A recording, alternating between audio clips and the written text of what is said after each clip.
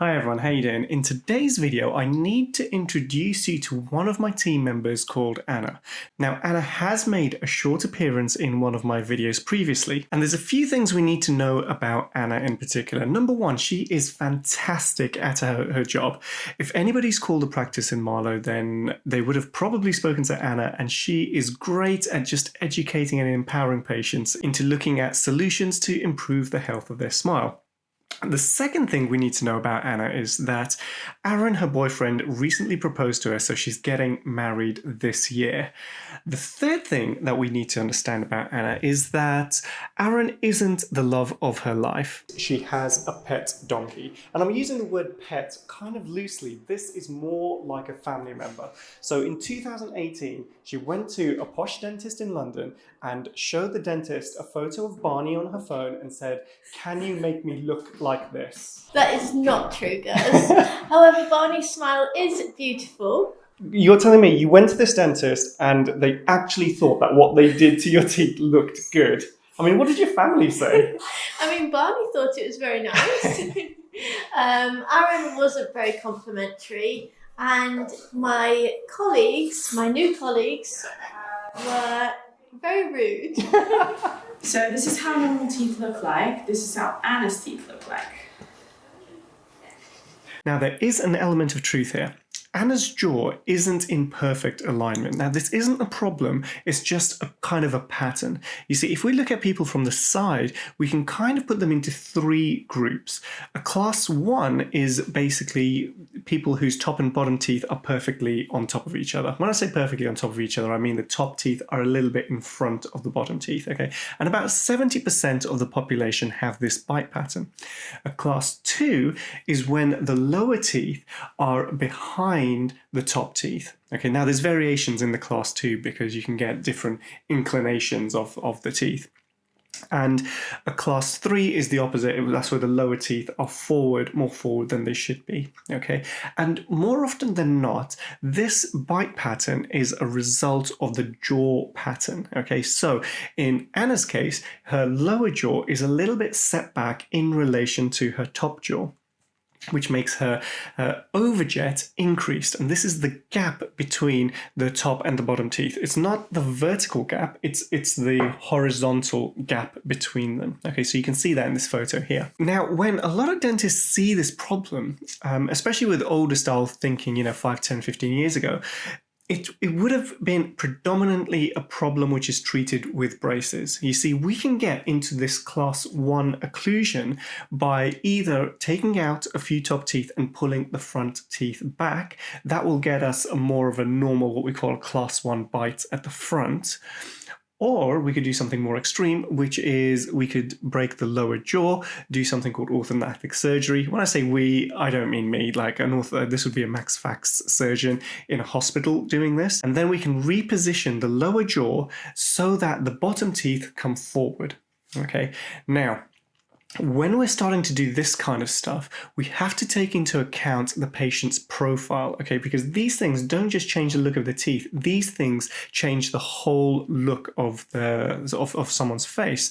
And if you look at before and afters of people who've had this done, it's dramatic before and after. So the first thing we need to do is actually remove all of this old composite material and see what's underneath here. Before we do that, let's have a closer look at this smile in the way that this previous dentist has left it, and look at the things that we don't like and what can we improve about the overall look of the smile. Okay, so in this image, you can see what Anna's teeth looked like beforehand, okay? So we've got composite bonding on. I just want to make sure you can see my mouse here. From this tooth all the way to this tooth. Now, what I'm immediately seeing is how square these corners are, okay, for all of these teeth, right? They're just really all uniformly square, and that's not what we want. We want a little bit of curvature there, only that much, okay? The back edge needs to be a bit, actually I've drawn it a bit too much, but it needs to be a bit softer like that. And this front edge can be sharp again, right? But the back edge here, this is the one that needs to be really, much rounder, okay? So that's one thing I don't like. One thing which Anna doesn't like is here, right? If we take the top of this tooth, we call this the gingival zenith, the highest point on that tooth, and we take it to the lowest part. Now, I know we've got a flat line, but let's go into the middle of that, okay? We end up with this, okay, which is it's a divergent tooth, okay, from the top to the bottom is getting away from our midline, okay, and that's not what we want. We want it to be convergent. So I'm going to try and draw this, something like that. It's a bit too much, but you get the point. Okay, there's other elements which we're going to try and do. The golden proportion here is wrong. Okay, these teeth are in the shadows here and here and here. So these teeth would benefit from improving, okay, but 80 to 90% of her focus is right on these teeth. The canines, again, look divergent. We need to be able to kind of bring these in, so the point of the tooth is down here somewhere rather than being on the edge there. Okay, that's going to move our tooth from being divergent to being convergent. Now, when it came to removing the composite, Anna had her concerns. She was thinking, oh my God, what are the teeth going to look like underneath? Are they going to be all yellow and decayed and horrible? But we took our time, used special drills which only cut the composite rather than the teeth.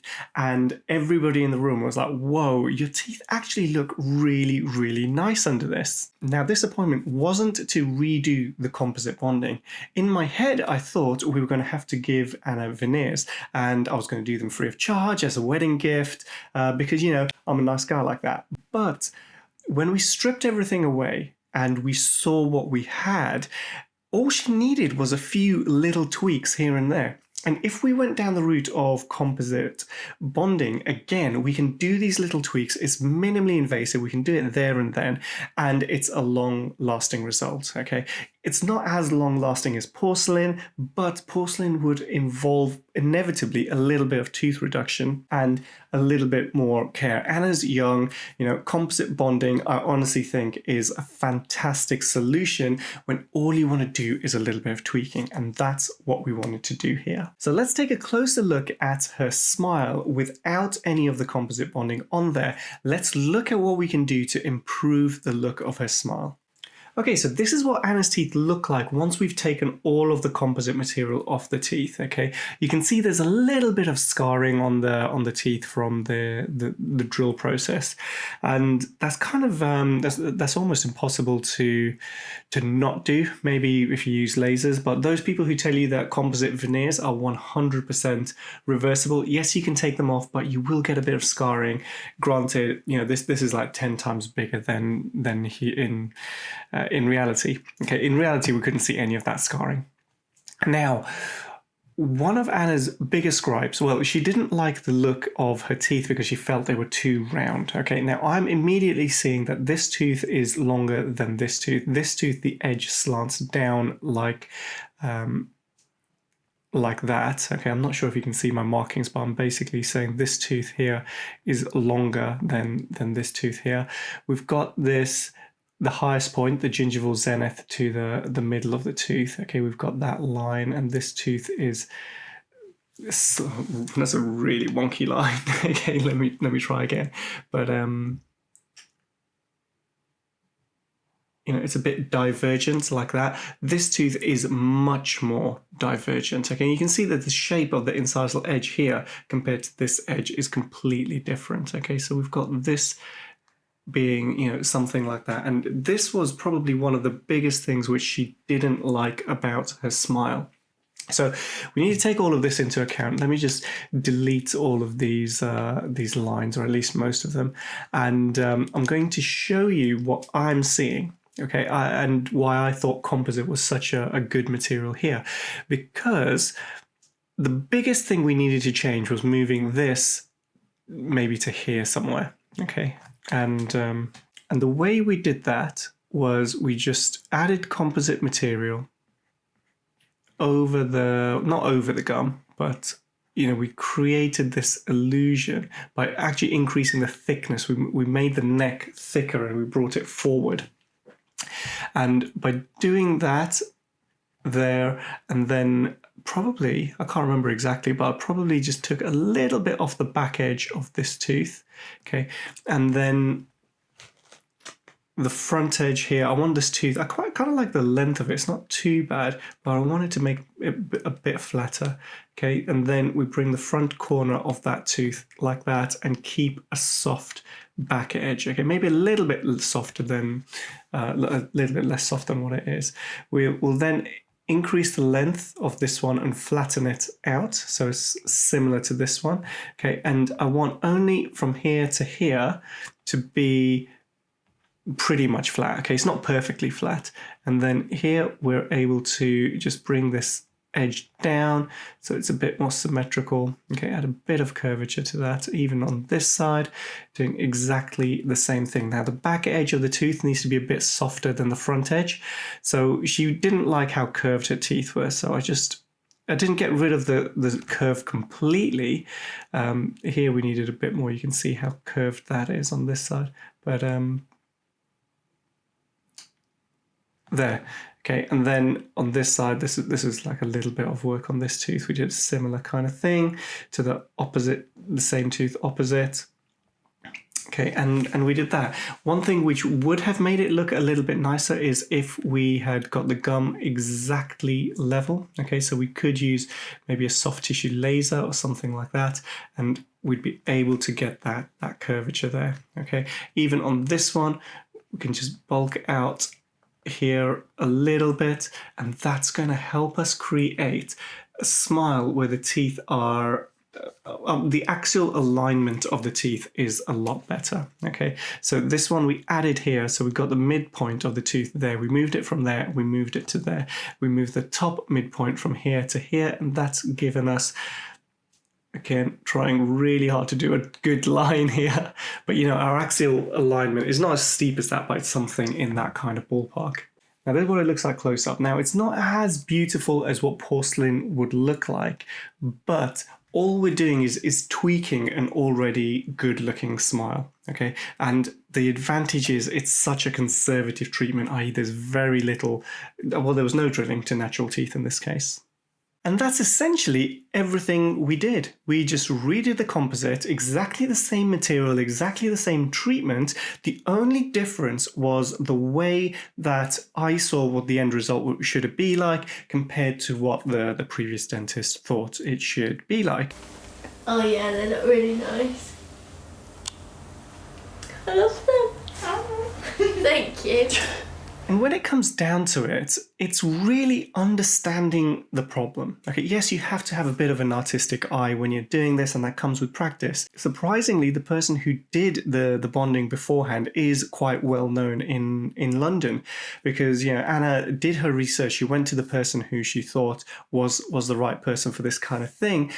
And if she had voiced her concerns, I'm sure they would have gone and rejigged a few things to change the appearance of the smile. And it all comes down to knowing aesthetics. Now, some patients will know what they want, okay, and they've got a very clear vision in their mind. Most people are actually just like, well, I just want it to look better. And they rely very much on the dentist and the lab and all of that kind of stuff to make the smile look better. Okay, and that's where the artistry in cosmetic dentistry comes in. It's not so much a science, it's much more an art when it comes to making things look good. I mean, the old veneers worked, you know, the old composite bonding worked. It was still there. There wasn't any decay around the edges or anything like that. It's just that it didn't look that nice. So we had the opportunity to improve the look. Now, if you're watching this and you're thinking that your situation is a little bit more extreme than Anna's, then you might want to look at porcelain veneers. As I said, they are a bit more long lasting. They have their own advantages and disadvantages, but I've made another video about this. You can watch it. I think it's on this side. And it will explain all you need to know about porcelain veneers. It's quite in-depth, and I think you're going to love it.